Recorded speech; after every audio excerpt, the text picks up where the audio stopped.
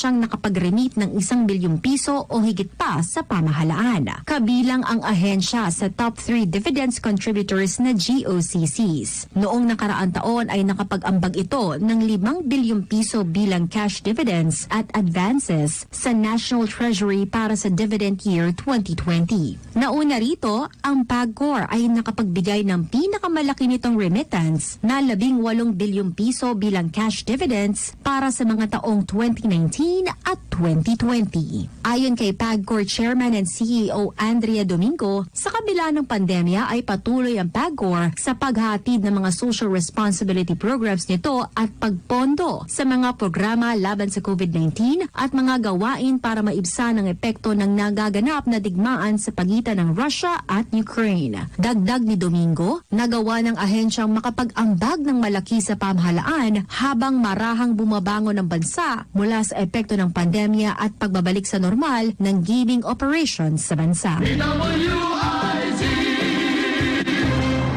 Ang programang ito ay hatid sa inyo ng PAGCOR. Huwebes na, mga kapartner sa business. Buksan ang isipan sa mga bagong kaalaman sa negosyo, ekonomiya at hanap buhay. In the heart of business. At ngayon, narito na ang mga kilalang business columnists at broadcasters. Maru Pahati Sarne at Lito Gagni. Recording in progress. Hello, hello! Hi! Hi mga kaibigan! Welcome po dito sa ating palatuntunan in the heart of business.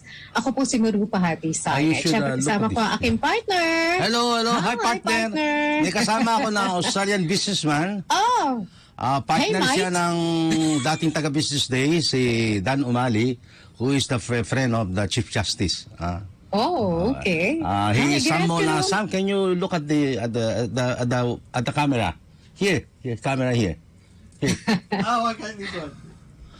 This one? Please Yes. put him on. Pati yata yung microphone niya para naka-off pa. Naka-off. You have to help him. Okay. Okay. Okay. Yes. Hi. Yes. Hi, sir. Hi, how are you? Hello. Hello, mate. Good. How How are you going?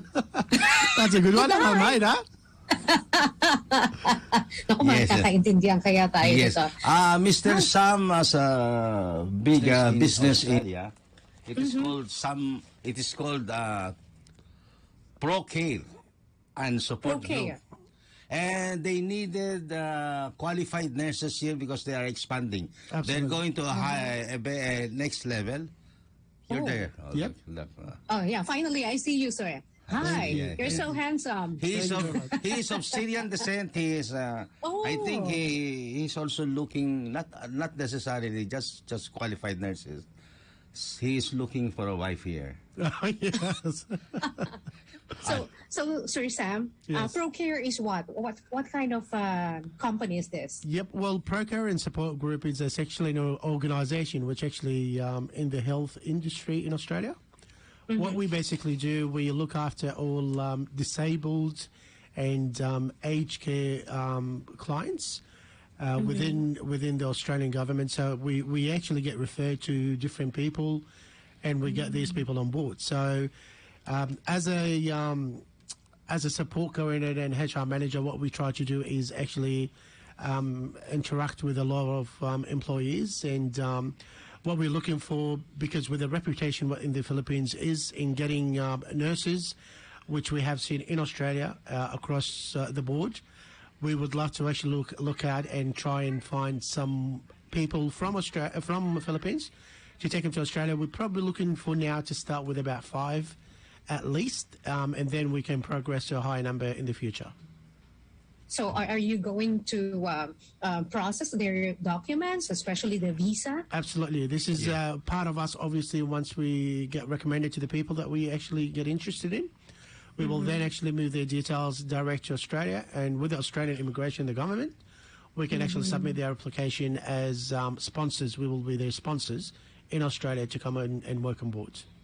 Okay. So, what are your requirements? I mean, do you need people who have worked for several years already? Well, obviously with the qualified person, that's what we're looking for. We need a qualified person to start with. Now, with experience, I'm a believer that you can learn to become experienced. But once you actually qualified, you've got the qualification for it, which we can actually use it to become a better person, obviously. So, yep. So- And the company is going big time, partner. Yes. They are going to a next level of Yes. mini hospital care. They will take care of babies. Yeah. Yes. So we will it's actually what we look after disability and aged care. And mainly with the aged care facility, we do require nurses, qualified nurses, to look after our clients. But initially, you're just looking for five nurses, right? Initially to start with 5, absolutely, yes. Uh-huh. Yes. Okay, so how can they process the application? How can Yes. they apply to you? What we do basically, I've got an email address that they're more than happy to submit the documentation to us. Then we can actually look into it and evaluate every single application. Once the application will get through, we will go to the next level to try and interview them. It could be either via Zoom or via WhatsApp or via basically like a video call to try and understand and know the person. And I recommend male, female to apply for this position. It is open for all genders. We hope that we can actually promote in a better way to try and get the right person to the job. Is there an age limit? No age limit, no. Oh, Actually, okay. he's trying to get me, but I am You not wouldn't a wanna nurse. Unfortunately, I am not a nurse. He's not a nurse. And I am unfortunately. 71 years old. See, imagine that. I could take him So you as an just- aged care, no problem. You will be the one who will be taken care of. Absolutely, absolutely. I'm sure I can look after him. Anyway, Yeah. it is. I met Sam through a common friend. Actually, his business partner, Dan Umali, who used to be with Business Day. He headed the research department under which the present Chief Justice now, Alexander Gesmundo, worked. Yes. Wow. Yes, so, Wow. That's amazing. Yeah. Small world. Really. Small world. Small world. So what So we might how- do? Sorry, yes. How long have you been staying here in the Philippines? I've got one more week to go. So you have got one more to go. But the interview will be done by you, or do you have other people here in the Philippines who are doing this for you? No. We will be actually done by myself or my partners in business in Australia. So they have to hurry up and do Yeah. the application, because you have to go in a week's time, right? But Correct. siguro, they can, I think they can communicate with you, so it would be easy. Because in the heart of business, we are all over. We are heard all over. Absolutely. Yeah. Qatar, So- Australia also. Beautiful. Probably, Dubai, Mr. Hong Sam, Kong, you can give us Singapore, your email address. Texas. Yep. It's I can give you my email. It's Sam at Procare and Support Group I have the Sam at Procare. at Procare and Support .com.au. And support.com. I can also give you my personal email as well if Yeah. you'd like. wala. Okay. Kita ba? Zoom. I don't know. I cannot see it. I cannot see it. Anyway, it's Okay. I just see the infinity Yeah, a logo. logo. Infinity. Yeah. Okay. And Yeah. my personal, Your personal email? Yeah. Sam _ Mona MONA. MONA. Yeah. 2000 2000 at yahoo.com.au. at yahoo.com.au. Okay. So mga kaibigan, nangangailangan po si Mr. Sam ng mga nurses. Kung kayo po ay interesado mag-apply sa Australia, everything will be taken care of, right? Yes, Mr. everything. Sam? Everything. Yeah. Everything. So even the travel expenses? Travel expenses. Travel they expenses also, free, all free. Yeah, accommodation Oh. will be covered as well. So that's part of the Accommodation. business. Yeah. Oh, that's good. That's awesome. So, yeah, mag-apply po kayo. Ito po yung email address, Sam at procareandsupport.com.au or Sam_Mona, MONA 2000 at yahoo.com.au. So, anyone can apply for the position if you're interested to go to Australia and try your luck there. And they will be brought to different parts of Australia, right? Or They have in just one in one Sydney and they have another in Melbourne. Yeah, we have Sydney and Melbourne, Oh. 2 offices at the moment, yes. Okay, and they will take care of the old people and the disabled, right? Yes. Okay, so is this like a hospice or support care group? It's a support care group, we could say, yes, but it's actually a little bit more advanced in Australia. So normally you have people that looks after disability only, but we actually looking after disability and aged care, so which is actually expanding to the high level. Do you mind if I ask how much will they get from the job? To be truly salary? honest, this is going to be, I don't know exactly figures-wise at the moment, but we can negotiate that. Basically what happens, it really depends. I know we did actually mention it doesn't mean that they have to have experience, but of course, if I get someone that has, let's say, hypothetical 5 years experience, compared to someone who's being qualified, obviously the 5 years will get better pay compared to the... So what's the entry level, Mr. Sam? Probably on top of my head, it's anyway about 40K a year. Australian dollars. 40K Australian dollars. Yes. I got the slot already. The 4 more remaining. No, anyway. Maybe we can accompany those 5 nurses so that they can get I'm happy for that. Not a problem. comfortable. Yeah. I haven't He been will to be back. He Australia. will be back. I'll Okay. be back. Yes. I will be back. Okay. So that's really awesome because you are giving jobs to Filipinos. A lot of Filipino nurses will be interested in applying for this position. And this is what we love Filipino people. We see them in Australia and we see the hard work that they do, and we're willing to actually expand that sort of services within the same community. Absolutely. We've got a lot of good Filipinos friends over there. Sure, you know how hardworking the Filipino nurses are, and also they are very caring. Absolutely. Yeah, Loyal. very caring. Fiercely loyal, courteous. Yes. Hospitable. Yeah. Yeah, that's absolutely correct. So where have you been here in the Philippines so Oh, far? I took him to Saburi. Yes. Oh, He had a Saburi chicken. Absolutely. Wow. Very nice. Mickey Very Bihon nice. also. ikaw palang tour guide, ha? And then soup. Did you go to Binondo? No, I'm taking No? him there. I think possibly Sunday or Monday. The Sunday or Monday. okay. Yes.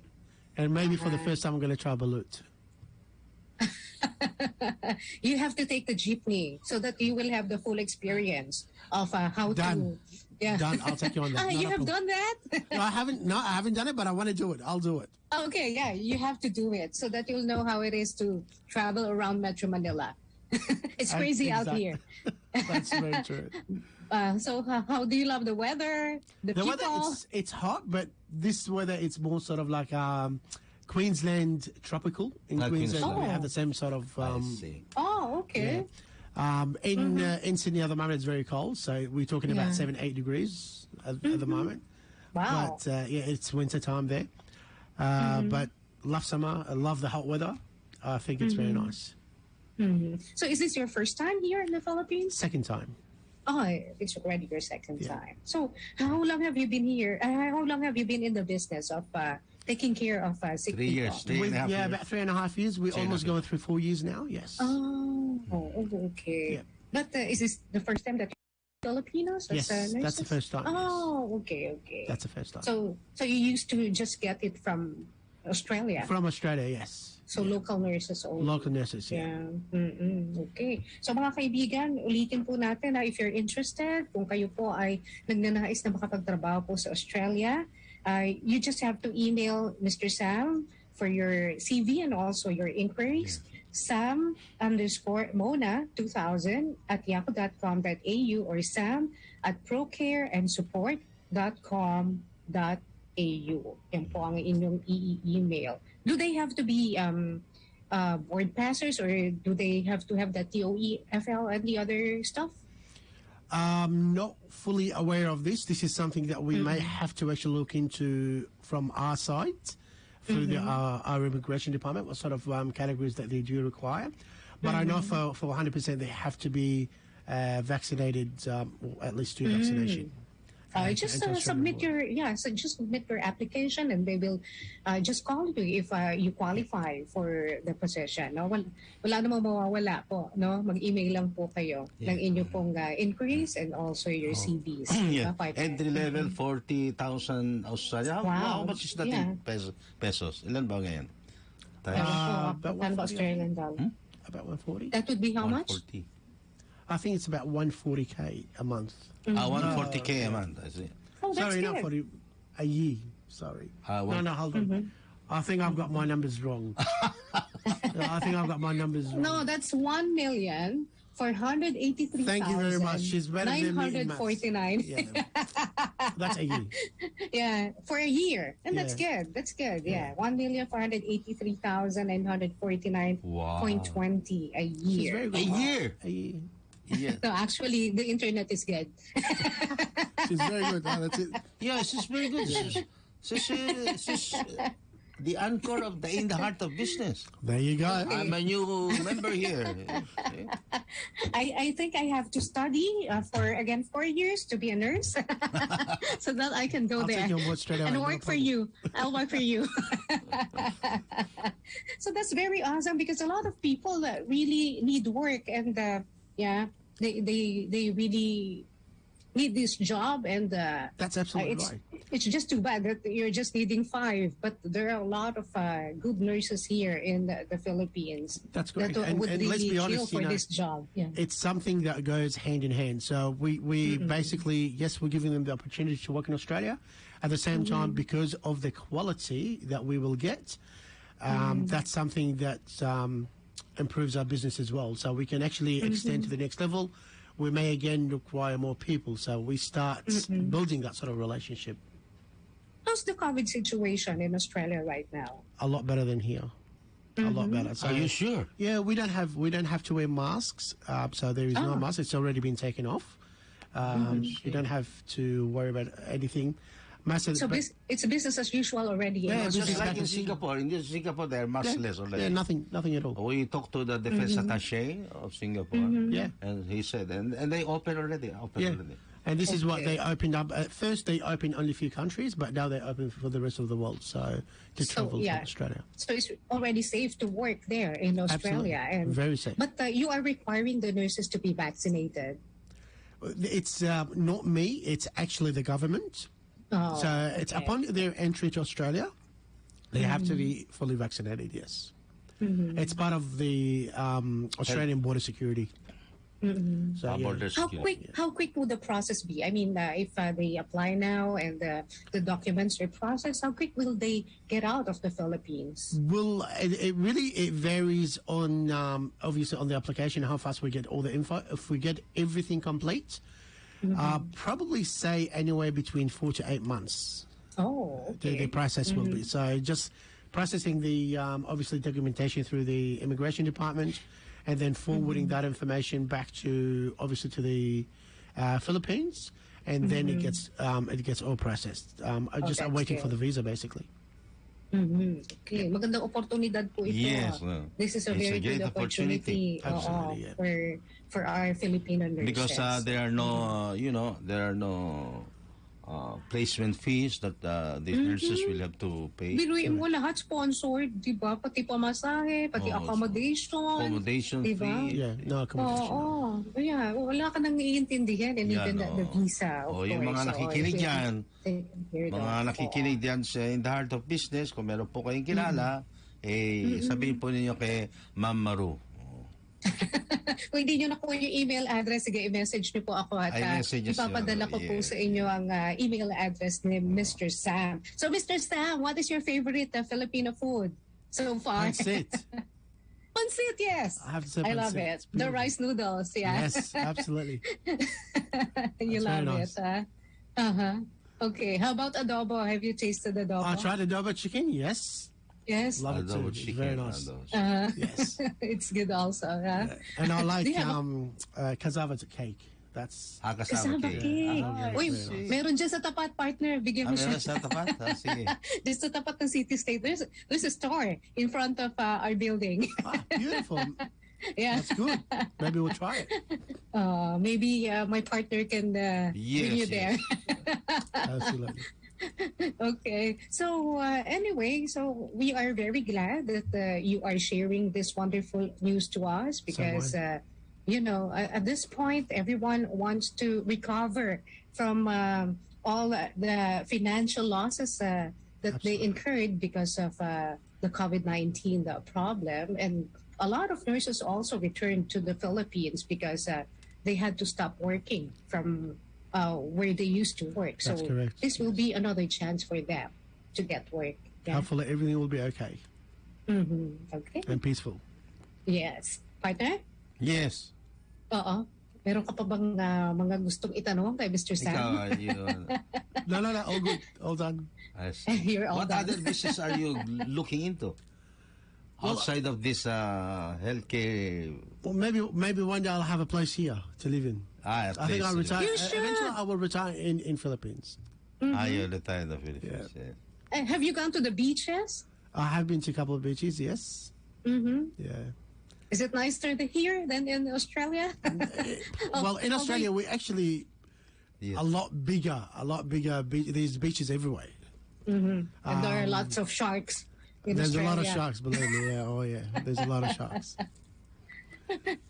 Here, you won't find that much shark in No. any of our waters. Yeah, it's Yeah, no, it's they're because yeah. it's more sort of open ocean. I think that's probably why. Yeah. And there's a lot of tropical areas. Like if you go to North Australia, as in Queensland and all that, very hot. And it's a good thing that you came here when everything is already almost back to normal. Yes. So you can move around because back then it was very difficult. Yes, that's correct. Yeah. We weren't even allowed to travel outside Australia. So for the last 2.5 years, we weren't allowed to. Yeah. So everyone had to stay in Australia unless there was an emergency. So did you experience to be locked down to somewhere else because of the COVID-19 situation? No. I hope Yeah, so, that's no. good. That's good. No, I don't think it's going to happen again. That's it. Because it's scary when you it's get very locked down scary. in Very another scary. country, and Scary. your country won't allow you to come in Yeah. because of the situation. Absolutely. You But now can't- we are dealing with monkeypox. Yeah, but I think it's more sort of in Europe. I don't think, I know in Australia there's only 2 cases, but it's not a big deal. because You have 2 cases in Australia. in Australia there's 2 monkeypox? cases, one in Oh. Melbourne, one in Sydney. But it's not a big deal. It's just, I hope it treatable. doesn't spread. It's Just treatable, like and it doesn't COVID-19, spread yeah. as fast as COVID-19, so it's not, Yes, which is makes it a lot more safe. Do you think we're done with COVID-19? I hope so. I very much hope so. Yeah, of course, yeah. Because we want to really return to normal. It has been 3 years since Correct. we had this, and it's very difficult for everyone. Yeah, Absolutely. yeah. And we are very grateful that you are giving jobs to our kababayans, to our fellow Filipinos. I hope you will add more I hope so too. Thank you very much. if you expand. Absolutely. Yeah. Okay. Anyway, I think we have to take a break. It's 1:28 in the afternoon. So, mga kaibigan, yung mga gusto pang magtanong kay Mr. Sam, itanong nyo na lang sa akin. Direct your messages to me, Maru Pahati Sarne, or doon po sa ating Facebook page, In the Heart of Business. Thank you so much, Mr. Sam. Maraming Thank salamat you. po. Thank you very much. Correct. Okay. Thank you so much. Mag-break muna po Break. tayo, partner. Break. Oo. Okay. 1:29 na po in the afternoon. In the Heart of Business. Patuloy na naglilingkod sa bayan. Mas todong pagpapalita. Mas todong pagseserbisyo publiko.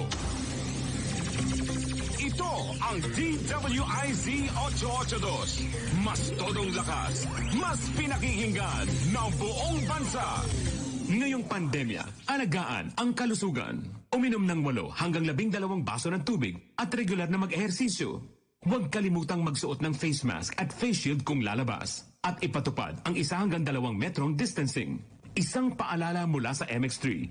Be extraordinary with MX3. Exodus 18:21. But you choose from the people capable men, God-fearing men, men of truth, those who hate bribes and put them over the people as rulers of thousands, rulers of hundreds, rulers of 50s, and rulers of 10s.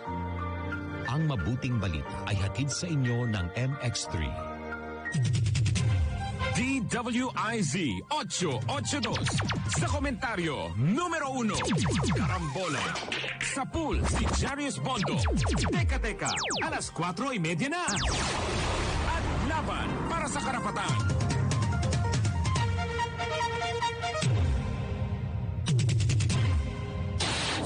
DWIZ Balita ngayon.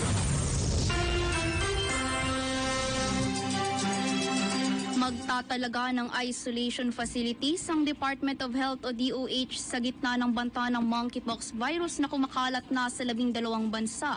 Ayon sa kagawaran, pinag-aaralan na ng DOH Field Implementation and Coordination Team at One Health Command Center o OHCC ang pagtatayuan ng naturang pasilidad.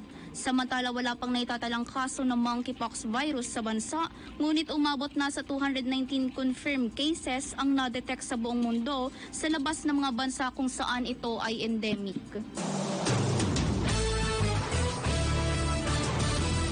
Para sa karagdagang impormasyon at mas marami pang mga balita, bisitahin kami sa aming website www.dwiz882am.com at sundan ang aming Twitter account at Facebook page DWIZ882. Ako po, si Eriam Sancho. DWIZ Balita ngayon. Gusto mo bang maging isang reporter? O di kaya isang newscaster? Marunong ka bang magsulat ng balita? Handa ka na bang makita sa social media? Kung nasa iyo ang mga katangiang ito, baka ikaw na ang hinahanap namin. Submit your resume and voice demo to dwiz.management@gmail.com. Kita-kits sa himpilang may todong lakas. DWIZ 882. Tuwing Sabado, alas 6 hanggang alas 7 ng gabi. Abangan dito sa DWIZ ang isang malayang talakayan tungkol sa negosyo, trabaho, mga benepisyo ng makabagong teknolohiya. Sa programa, Mag-usap Tayo. Kasama sila Monchet at Chris Laranyo. Laging abangan tuwing Sabado dito sa DWIZ 882. For high appraisal and quick processing, avail of a City State Savings Bank jewelry loan. It's the handy, perfect solution for your temporary medical, educational, business, and other needs. Get a jewelry loan at only 2% per month and for a term of 6 to 12 months. Just bring one valid ID and proof of income. Your precious jewelry would be insured and there are no hidden charges involved. You've saved for and invested in jewelry for such a time as this. Let City State Savings Bank lend you some of the cash it's worth for when you need it the most. Inquire now at your nearest City State Savings Bank branch or call 8470-3333 or visit us at our Facebook page. Panatilihing masaya ang paglilibang. Ang paglalaro sa kasino ay para sa may edad 21 pataas lamang. Magtakda ng oras at limitahan ang gasto sa paglalaro. Huwag magsugal kung nalulungkot. Huwag hayaang makasira ng buhay at pamilya. Para sa impormasyon ukol sa responsible gaming, tumawag lamang sa hotline numbers 623-1869 or 0917-592-6618 o bisitahin ang www.casinofilipino.ph. Isang mensahe mula sa PAGCOR. Keep it fun. Game responsibly. Nag-remit ang Philippine Amusement and Gaming Corporation o PAGCOR ng 6 na bilyong pisong cash dividend sa National Treasury kamakailan. Bunsod nito, umabot na sa kabuuang mahigit 48 bilyong piso ang naiambag na cash dividends ng ahensya para sa dividend years na 2016 hanggang 2021. Ang pinakabagong remittance ng PAGCOR ay kumakatawan sa declared dividends nito para sa taong 2021 na nagkakahalaga ng 1.04 billion pesos at sa karagdagan o advanced dividends na 4.95 billion pesos. Dahil dito, nananatili ang PAGCOR sa hanay ng mga government-owned and controlled corporations o GOCCs na nasa Billionaires Club o mga ahensyang nakapag-remit ng 1 bilyong piso o higit pa sa pamahalaan. Kabilang ang ahensya sa top 3 dividends contributors na GOCCs. Noong nakaraang taon ay nakapag-ambag ito ng 5 bilyong piso bilang cash dividends at advances sa National Treasury para sa dividend year 2020. Nauna rito, ang PAGCOR ay nakapagbigay ng pinakamalaki nitong remittance na 18 bilyong piso bilang cash dividends para sa mga taong 2019 at 2020. Ayon kay PAGCOR Chairman and CEO Andrea Domingo, sa kabila ng pandemya ay patuloy ang PAGCOR sa paghatid ng mga social responsibility programs nito at pagpondo sa mga programa laban sa COVID-19 at mga gawain para maibsan ang epekto ng nagaganap na digmaan sa pagitan ng Russia at Ukraine. Dagdag ni Domingo, nagawa ng ahensyang makapag-ambag ng malaki sa pamahalaan habang marahang bumabangon ang bansa mula sa epekto ng pandemya at pagbabalik sa normal ng gaming operations sa bansa. DWIZ! In the heart of business. Okay, balik po tayo sa ating palatuntunang In the Heart of Business. Ako pa rin po si Maru Pahati Sarne with my partner. Hello, partner. Uy, gusto ko palang batiin, partner, yung mga taga City State Savings Bank. Yung Chino Roses branch, si Miss May Aguilar, si Eds, at saka si Junior Del Moro. At sila lagi nakikinig dito sa atin. Hello sa inyo, mga taga City State May Savings Aguilar. Bank. Siya yung Chino pinakamagaling na manager ng Wow, City State May. Savings Bank. Oo. Pati syempre dyan sa ibaba natin, City State Savings Bank sa Sioko. Yeah. Pasig. Oo. Okay. Anyway, mga kaibigan, marami na nagtatanong partner, tungkol dun sa mga nangangailangan ng nurses. Ang nagtatanong yung isa, medical technologies daw ba kailangan? Tanong ni Sandy Lucy Ringor. Hindi po nurses lang po talaga ang kailangan nila. Hindi po, wala pong iba pang kailangan. Si Angelo Redaha, na tiga Malolos, Bulacan, nanonood sa atin. Nancel Asto Baldomar, good afternoon po. Mr. Lito G and Mama Ru. Si Mare Say Ortega, Mama Ru. I'll ask po sana if he needs also caregiver graduates at mero experience. Pero ano ba? Caregiver daw kailangan. Hindi nurses lang talaga, partner. Hindi ko alam. Baka siguro mag-expand sila. Andiyan pa ba? Nandiyan sa labas, Lumabas Mamaya, na. maano ko. Tanong mo kung kailangan tong caregiver. Pero palagay ko, nurses lang ang kailangan nila ngayon Nurses, Para ito yung kaibigan ko na meron ding kumpanya na nagbibigay ng mga caregivers doon sa mga nangangailangan. Sa Portland, Oregon naman sila. Hindi, parang yung sa kanila kasi partner, nung nakausap ko siya kanina, nag-lunch kami, parang mini hospital siya. They have all the equipment there. Mini hospital na sila. Parang mini hospital sila. I thought it's just Alam mo naman, parang napaka-stricto kasi sa Australia, merong watchdog tumitingin sa kanila lagi. Oh, okay. So it's a mini hospital. Pero sabi niya, parang it's not only in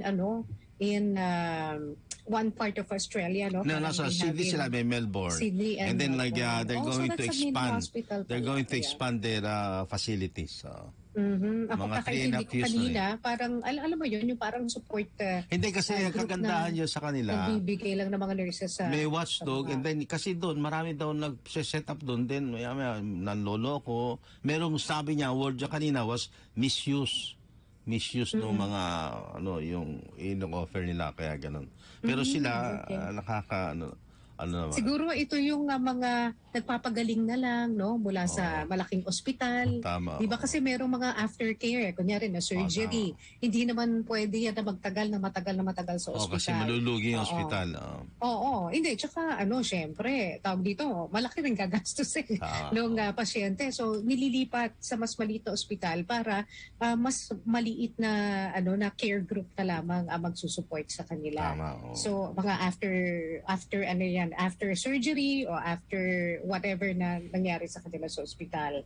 Okay, si RG Shell, magandang hapon po, sabi niya. Hieronima Gigi Gagni Ringor, my daughter is PMT, Kuya Lito. Pwede ba siya Lito? Thank you. Ay, RMT pala, RMT. Pwede Oo, mo hindi, ba? basta ano, pwede niya. Maganda, Technician yata ang 40. Mm-mm. Yung Basta isa nga, ang- kukunin ko na sana eh. Oo. Dahil Basta wala po, namang age eh. Walang Hindi, age basta limit. ang pinaka-importante, mag-email po kayo dun sa ibinigay niya na email address. Anyway, sa nandyan siya. at Kasama ko. procareandsupport.com.au. Ayan. And ito pa po, si Federico Punzalan. Malinaw siya mag-English. Yung iba, ang hirap intindihin. Kasi 2018, nagbakasyon ako sa Western Australia, Ayun. sabi ni Mr. Federico Punzalan. Nandun ang kanyang anak. Si Annalyn Alcantara, good afternoon po, Sir Lito Gagri at Ma'am Maru, watching from San Fabian, Pangasinan. Thank you po sa inyo pong panonood at pakikinig. Okay. Pero partner, meron lang akong i-share sa iyo, no? Kasi kanina lang, meron akong kausap na isang doktor Okay. na nagrereklamo siya kasi itong isang kumpanya na ang pangalan ay Management. Ito ay parang bayad center. Ito yung yung pangalan ng kumpanya, Management. Ito ay isang bayad center pero online. Okay. Hindi ka napipila para magbayad ka. So sa pamamagitan ng online, parang papadala ka ng pera sa kanya. Para ka may wallet sa kanya sa management.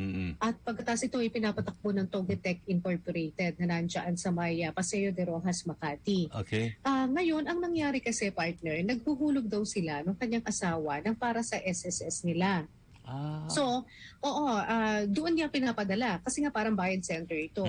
So, ang akala niya okay na i-remit sa SSS. Tapos kanina raw nakatanggap sila ng email na sinasabi nitong kumpanya na ito na sorry, hindi na i-remit yung mga bayad nyo, isusoli na lang namin sa inyo.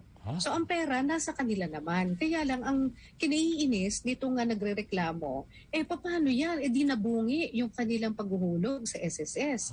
Ang buong akala nila, syempre yung faith nila, yung tiwala nila na ibinigay namin sa inyo ang pera, iniremit nyo na dapat yan. So bakit ngayon biglang sasabihin nyo, wala, hindi namin na-remit at isusoli na lang namin ang pera nyo. Sabi nila, paano yun nabungi? Mahirap yun di ba na maghabol sa SSS? Pero ibig sabihin nung nagpunta pa sila doon sa management na yun na-clear ba nila sa SSS na yun pre-cleared? Eto, hindi. Parang sinasabi nga ng management, hindi namin naihulog yung inyong pera. So, isusoli naman sa kanila, walang problema. Kaso ang problema nila, yung pagtitiwala nila, pagtitiwala nila, yung parang buong akala nila, updated sila sa pagbabayad. Every quarter daw kasi ang bayad nila. Pagkatapos biglang sasabihin, 2 quarters yung hindi nila naibayad sa SSS. 6 months yun. Oo, 6 months yun nabungi. So, syempre, ang nila dito, paano yan? Yung paano i-explain yan sa SSS ngayon na nagbayad kami sa inyo? Parang messenger kayo na pinagbayad namin. Pagkatapos ngayon, nagbayad pa kami ng 25 pesos sa bawat transaksyon. Pagkatapos sasabihin nyo na hindi nyo naibigay. Ba't hindi nyo naibigay? Tapos mukhang hindi lang daw sila ang may problema. Marami pa raw ibang mga tao na ini-email nila dahil dito sa kanilang, ewan ko kung may pagkakamali sila or anong problema. Siguro, pakinggan natin konti itong reklamo nung ating tagapakinig na ipinadala. Ewan ko kung narinig. Okay dito sila mag-negotiate. Kasi management din. The management, all they have to do now is probably tell SSS, sorry, there was some glitch. I have to know kasi where the problem. Para i-transfer pa rin nila sa SSS yung mga naibayad nyo. It might be actually the SSS, but I don't know. But the problem is, acknowledge your fault. Okay, the money is here. We're giving it now to you. Sorry, nagkaroon kami ng glitch. Pwede, SSS, correct na lang. Ito yung mga tao na nagbayad na ganito. So please correct their records. They are paid. Something like that. Pero bakit nila isinusoli sa inyo ngayon yung pera? Bakit hindi sila... I think that's the easiest way out. Para I'm also thinking pinapabayad ko sa akin, dito yung pera, hindi ka pa may pera, balik ko na lang sa'yo. Parang ganun Tapos meron kayo isang email, parang ginagawa nila, pinavolunteer nila, for the next quarter. Hindi ganun yun. It's not as easy. So paano yung na mismo na na payment na hindi ka naman talaga nag-miss ng payment because naghulog ka sa kanila thinking na na-remit na nila. Pagkatapos ngayon, bigla sasabihin nila hindi nila na-remit. Hindi babalik sa'yo. Ang gusto nitong kliyente, yung management mismo ang mag-explain sa SSS kung bakit hindi nila na-remit. Kasi nagbayad sila. Oo, kasi bungi tuloy yung kanilang bayad. At yung pa, ang sabi pa niya, nakakatakot na pinagtiwalaan mo nung pera mo pagkatapos hindi naman pala naibayad. Although maisosoli naman daw sa kanila, bakit hindi naibayad? Tapos ngayon ang sabi daw sa kanya, gusto nyo po ba yung pera nyo na imbis na isoli namin sa inyo, ibabayad na lang namin sa next quarter nyo po sa SSS. So bakit gano'n? Ano nangyari doon sa ipinambayad na nila yon doon sa nabungi? So gusto nila mag-explain yung management doon sa SSS mismo. Tama naman. Oo. So application ito, app ito, partner, na online. Tapos sabi niya, hindi lang mga hindi lang mga lokal na Pinoy yung nandito, ang mga kliyente dito. Meron din sila mga kliyente na mga OFWs. Syempre yung mga OFWs, gagawin talaga ito na mag-digital app sila para makapagbayad kasi nga nasa ibang bansa sila. So paano kung kunyari ganun din, bayad sila ng bayad, thinking na naibayad na yung pera nila. Pagkatapos biglang sasabihin, ay, di namin naibayad. Sorry, isasoli naman namin. Kaya lang, paano yung obligasyon na ginawa naman nila pero hindi naman pala tinupad nitong management na ito. So, hindi siya effective na na parang sentro ng pagbabayad kung hindi niya nagagawa ng mabuti yung kanyang trabaho, 'di ba, partner? Oo nga. So yun ang yun ang gusto lang nitong mga kliyente at saka parang mabigyan din ng warning yung ibang mga kliyente na i-check nyo palagi yung inyo pong SSS, yung mga hinuhulugan nyo, PhilHealth, kasi yan yung kinikater nila, PhilHealth, SSS, GSIS, pati yata, ano po ba yung isa pang, yung pag-ibig. PhilHealth, pag-ibig. Oo, yan. Yan yung mga kinikater nila . So, i-check nyo rin doon sa mga sa mga government institutions na yun kung kayo po yung naibabayad nung kung ano man yung pinili nyo na digital app para ibayad po yung inyong ibinayad. Yun. So, yun lang yung kanila pong hangarin. Kaya po natin inilabas itong kasong ito. I was trying to call to management, kaya lang ring yung kanilang telepono. Pero bibigyan pa rin natin sila ng pagkakataon na makasagot dito sa naging reklamo po laban sa kanila. Yun. Yun lang, partner. Tapos na ako sa public service. Ayun. Yung Stocks Financial natin, ano mga gusto pwedeng bilhin? Sandali. Check natin, ha? Kamusta ba ang stock market natin medyo ngayon? Green kanina. Malit lang, maiksi lang. Less than 60. Oo. Okay. Ang rekomendasyon ng PhilStock, Security Bank. Partner. SECB. Security Bank yun, di ba? Hindi, Security Bank. Oo nga. Ang kanyang target price is 96. Sabi ng PhilStocks, the market still fails to return above the 6,600 level amid the lack of catalyst. While some investors are still in a wait-and-see mode, investors await the economic policy of the next administration, especially on how they will manage the soaring debt of the Philippines. Okay. Kanina nabasa ko na nagbabalak daw kasi ang bagong finance secretary pala natin ay si Ginoong Jokno ng Central Bank, no? Si Benjamin Jokno ng Central Bank ang ilalagay bilang bagong finance secretary. Ang proposal ng ating bagong finance secretary magkaroon ng mga bagong buwis. Yan ang kanyang proposal para mabayaran. Governor Jokno nasa Bangko Sentral siya . Aalis na siya sa Bangko Sentral. Oo, magiging finance secretary na siya . Oo. So yan ang mga isa sa mga bagong... mag-appoint sila ng bagong Central Bank. Okay. Ngayon, ang sabi ni J.M. Pomanahan, sabi niya, conservative economist po siya, si Ginoong Jokno. Kaya di siya big fan ng speculative investments. Ang tawag po ng ibang conservative economists sa big stock investors ay disruptors. Cousin po siya ni Shell Jokno, ni Attorney Shell Jokno. Magaling naman po si Ben Jokno. pinaliit niya ang reserve requirement ng mga bangko para mas may economic activity. Tama. Sabi ni JM Comanahan. Okay. Tapos, teka, tinitignan natin. Kasi by Friday, tomorrow, partner, ay mas marami pa ang ma-i-announce na ng mga bagong miyembro ng gabinete ng ating kasalukuyang administrasyon na iproklama na po bilang ika-17 presidente ng Pilipinas, si Ferdinand Marcos Jr. kahapon. At gayon din, si Vice President Sara Duterte naman, ay ipinoklama na rin po. Okay. Tapos of course, ang ating very own na si Attorney Trixie Angeles, ang siya pong mamumuno sa PCOO. Yan, na-appoint na po siya bilang Palace Press Secretary, si Attorney Trixie Cruz Angeles. And sabi rin ni JM, ito ang kanyang reaksyon sa pagkaka-appoint ni Attorney Trixie, JM Comanahan. Sabi niya, okay yan si Attorney Trixie. Sa US po yan nag-aaral ng high school. Related sa mom niya na kamukha niya, yung Lavinia, prominent family ng CDO. Pati si Ateneo Dean Tony Lavinia, sabi ni JM Comanahan. Ang dami alam ni JM. Okay. So, teka, tinitignan pa natin yung ibang mga reaksyon ng ating mga kababayan. Post na po kayo. Teka. Ang ingay. Ayan. Sheila Arbues, pagandang super init na hapon sa inyong dalawa. Miss Maru and Mr. Lito, always stay safe po. Si Alvin Guiang Castro, good morning po, listening from Dubai. Wow. Si Ralph Alas Belisario, magandang tanghali po. Si RG Shell, pwede po ba mag-apply yung graduate po ng nursing? Okay. Wala siyang binigay kasi ng mga iba pang qualifications, basta nurse. Basta nurse. Sige lang IG, mag-apply ka lang, mag-send ka lang. Padala niyo sa kanya.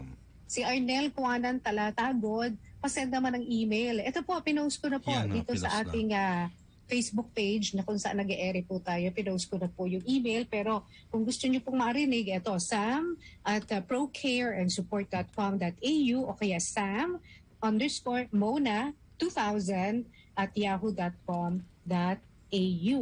Ayan. So, okay na po tayo, ha? Nakuha niyo na po yan.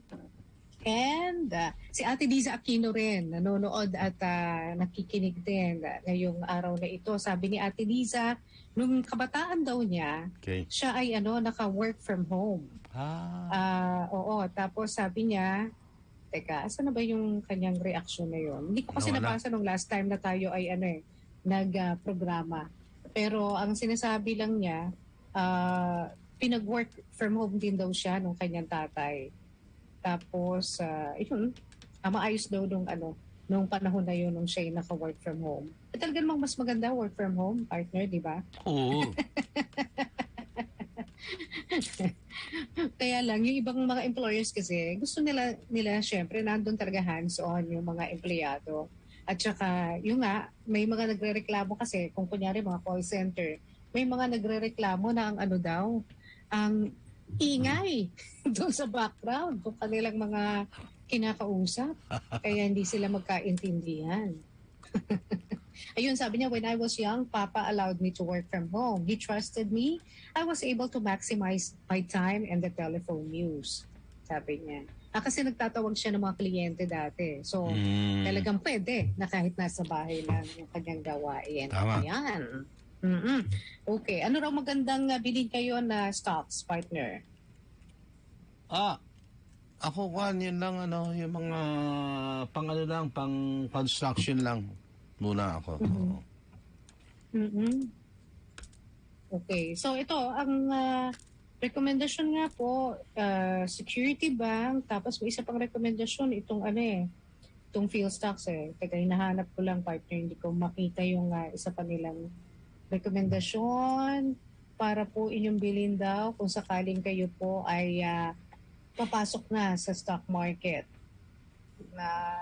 Okay, wala Ayun, EMP. Emperador ba ito, partner? Emperador yung EMP. 20 pesos daw po yung target price. Pero mag-trade pa rin cautiously. Sabi po yan ng ating mga kaibigan sa Philstocks. Okay? Tapos, ang productivity daw po ng mga magsasaka po natin ng bigas ay tumaas na po ng 15.6% noong 2021 after the rice tariffication. Ayun. Ang average yield daw po ng palay farmers during the dry season ay nag-increase mula po sa 3.65 tons per hectare to 4.22 tons per hectare. Ito po ay resulta ng implementasyon ng rice tariffication law noong 2019 hanggang 2021. Ayan. Ang tariff na nakolekta po mula sa rice import starting from when this reform took effect on March 5, 2019 ay pupunta naman po sa Rice Competitiveness Enhancement Fund.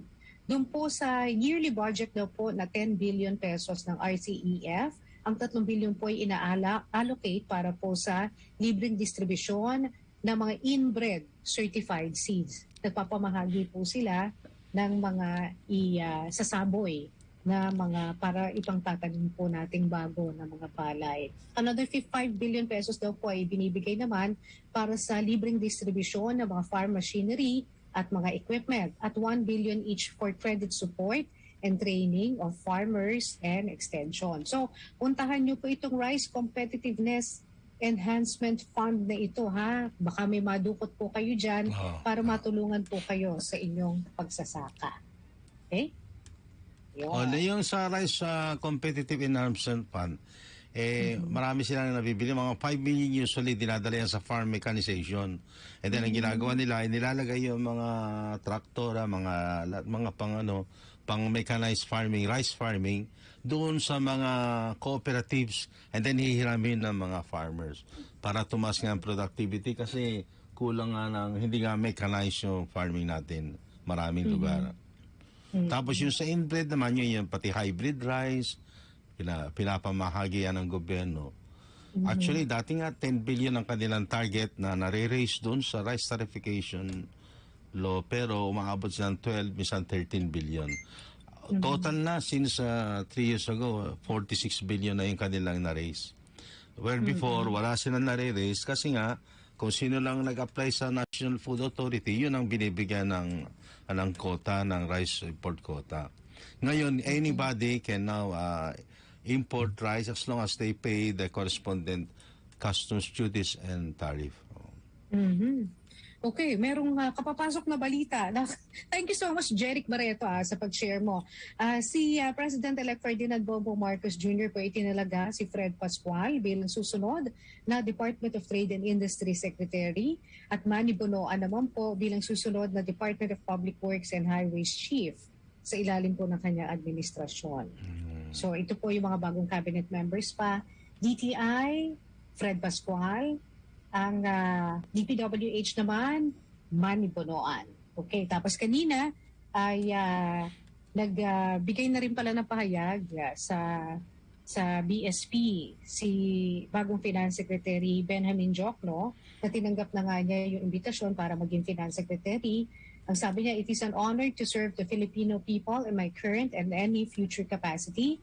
I am grateful and humbled by the trust given to me by the President-elect to help his administration manage the country's fiscal affairs." Ayun. At sabi nga niya, kailangan ng policy continuity. Prior to the pandemic, the Philippines was poised to transition into an upper middle income economy, thanks largely to sound economic policies put in place over decades by multiple administrations. As the country transitions to the next administration, it is my view that continuity of sound macro and fiscal policies is important to achieve the stronger post-COVID Philippine economy that we all aim for. Ayun. Kaya mapuputol na yung kanyang panunungkulan bilang BSP Chief. Dapat July 2023 pa pala matatapos yung kanyang posisyon. Wala pang nakalagay dito, partner, kung sino ang ipapalit sa kanya para dito sa posisyon na ito. Okay. Anyway, ito pa. Meron pa yata. Ito pa. Tama. Ang Bangko Sentral ng Pilipinas daw, si Dr. Felipe Medalla. Felipe Medalla. Oo. And Ayun na, yun ang mga bago natin.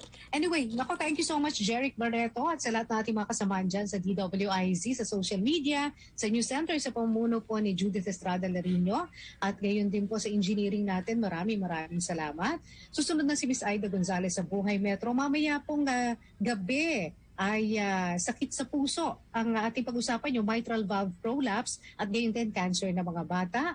At yan po ay sa Radyo Klinika alas 7 hanggang alas 8 po ng gabi. Maraming salamat po. Ako po si Marupa Hati Sarne with my partner. Ako po si Lito Gangit. Maraming salamat po sa inyong pakikinig. Goodbye, mate! In the heart of business, isang oras na talakayang pangnegosyo ang nakasama nyo sa pananghalian.